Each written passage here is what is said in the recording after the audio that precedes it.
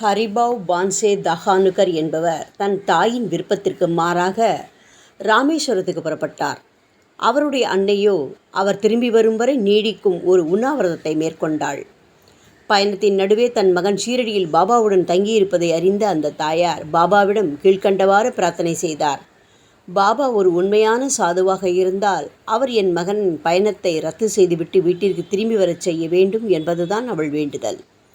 அங்கே ஷீரடியில் பாபா தம்முடன் இருந்த ஹரிபாவிடம் தட்சணை கொடு என்று கேட்டு அவர் ஷீரடியிலிருந்து ராமேஸ்வரம் சென்று திரும்ப தேவையான ரயில் கட்டணம் முழுவதையும் அவரிடமிருந்து வாங்கி கொண்டு விட்டார்.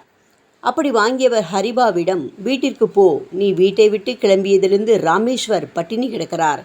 நீ இப்போது போகவில்லை என்றார் ராமேஸ்வர் இருக்க மாட்டார், பத்ரேஸ்வர் அவரிடத்தை பிடித்து கொள்வார் என்றார்.